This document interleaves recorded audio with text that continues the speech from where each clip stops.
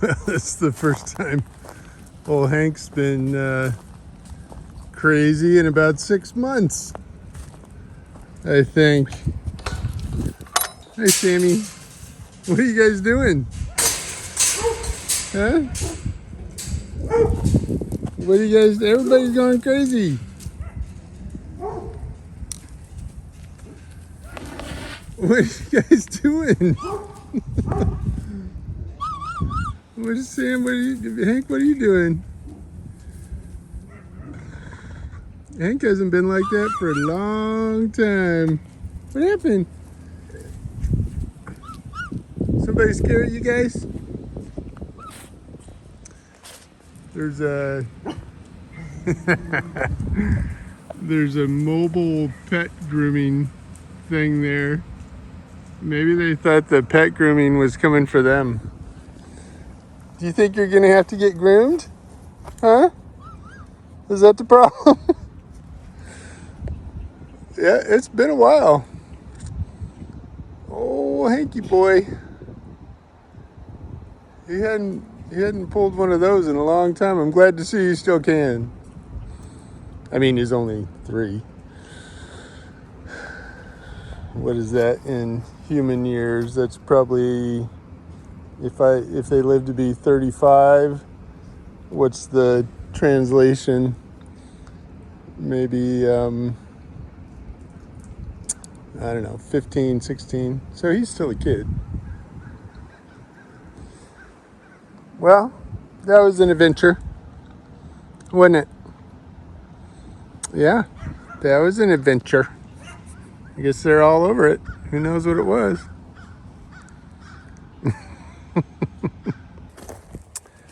Look at that. We got that kind of perfect cover or rain. It was a little late. It was about a week and a half after, about a week after I put these guys in. And despite the fact that we had the roll, the good seed spreader, we kind of missed a few spots here and there. But yeah, we did pretty good. We did pretty good. A lot of this looks like the tillage radish, which is fine. We could use that soil decompaction as much as anything. What happened, Hank? Did you have a bit of a moment? Huh? Did you have a moment? I don't got anything for you. I just came out to see what was going on. After I was on a call, but I saw them running for at least 5 minutes, maybe more, on my camera, and he's not even breathing. Look at that. He's not even breathing hard. You got some lungs on you, boy. You got some lungs on you. That's a healthy emu, huh? Yes, it is. That's a healthy boy. These guys aren't breathing either. Hank's slightly back in breeding mode. I guess it's that time of the year again. So I gotta kind of watch him a little bit so that I don't get killed out here. But he's pretty much, he's kind of gotten at least a little bit out of the breeding mode thing, but he still kind of walks after you with a purpose. He's like, yeah, I'm gonna need you to stop there so I can talk to you. Hank's like, I need to talk to you about something. Just hold up there. Hold up. I need to talk to you. But I don't want to have that conversation, Hank. That's not a good idea. But yeah, check this out over here. I mean, this is nice and thick. Look at that. We're going to be creating some pretty significant biomass here. Getting this soil healthy. And the chickens have stopped kind of eating it at this point. They've kind of backed off on that. You know, it's not microgreens anymore. It's more like greens. So they still eat some of it, but not a lot. And you, the crazy Polish right there, you might have a little something going on there neurologically. But about half the time, I come out here and she forgot to go inside. She'll be sitting on a planting barrel or a stick or something. She just forgets. And so I gotta come pick her up and put her in the coop. Poor little thing. You probably wouldn't make it in the wild, would you? I wouldn't either. It's okay. That's why I'm here. So let's go in and check on the little guys. So something actually, it's been cold for us. Last couple of days have been cold. And so I actually finally, my little, this thing came out pretty good. So this is like that little pond experiment that I was doing. It's definitely clearer water now. So this is basically it starts over here. Fills up out of that rain barrel from the valve here. So this is the start of it. And then it goes through this pipe to that one. And from that one, that overflows to this one. And then it gets pumped back. This is not doing anything. I have a little pump in there that pumps it back to that, and then it starts again. So it's just a little cyclical thing.